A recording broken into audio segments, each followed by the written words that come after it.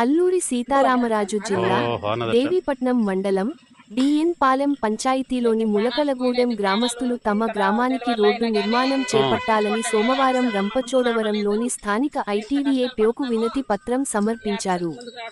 రహదారి సరిగా లేకపోవడం వల్ల అనారోగ్యంతో ఉన్నవారిని ఆసుపత్రికి తరలించడంలో, అంగన్వాడీ సరుకులను గ్రామానికి చేర్చడంలో తీవ్ర ఇబ్బందులు ఎదురవుతున్నామని, ముఖ్యంగా గర్భిణీలు, బాలింతలు సరుకులు తెచ్చుకోవడానికి కష్టపడుతున్నారని గ్రామస్తులు ఆవేదన వ్యక్తం చేశారు.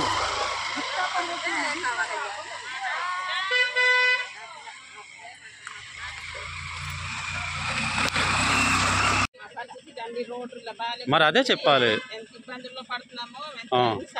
అందరికి నమస్తే అండి. మాది అల్లూరి సీతారామరాజు జిల్లా దేవీపట్నం మండలం డిఎల్ పాలెం గ్రామ పంచాయతీ పరిధిలో ములకలగూడెం గ్రామం అండి మాది. మా పంచాయతీ పరిధి నుంచి మినిమం మా గ్రామానికి 2.5 కిలోమీటర్లు 3 కిలోమీటర్లు డిస్టెన్స్ ఉందండి. దాంట్లో మొత్తం 2 కిలోమీటర్లు కూడా ఘాటీ సెక్షన్ ఉండడం వలన మా గ్రామానికి ఎటువంటి ముడి సరుకులు మోసుకోవాలన్నా, అనారోగ్యంతో ఉన్నటువంటి జనాలు ఆసుపత్రికి పోవాలన్నా, బాలింతలు, గర్భిణీ స్త్రీలు అనేక ఇబ్బందులు ఎదుర్కొంటూ మా గ్రామ ప్రజలు జీవనం కొనసాగిస్తున్నారండి. ఇటువంటి తరుణంలో గత 2018-19లో గవర్నమెంట్ వారు కొంతవరకు ఏదో కూడా మెరుగ్గా చేయడం జరిగింది.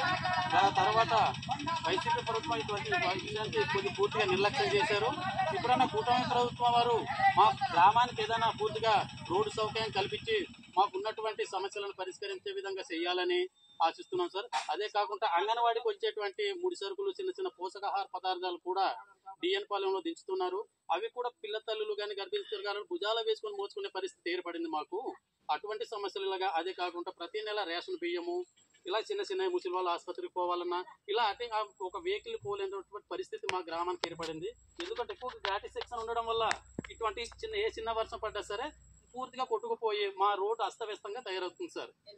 ఇటువంటి విషయాలు, ముడి సరుకులు మోసుకోవాలని ఇటువంటి విషయాలన్నీ కూటమి ప్రభుత్వం అర్థం చేసుకొని మా గ్రామానికి ఎటువంటి చిన్న రోడ్డు సౌకర్యం కల్పించగలరని అని తెలియజేస్తూ ముగిస్తున్నాం సార్.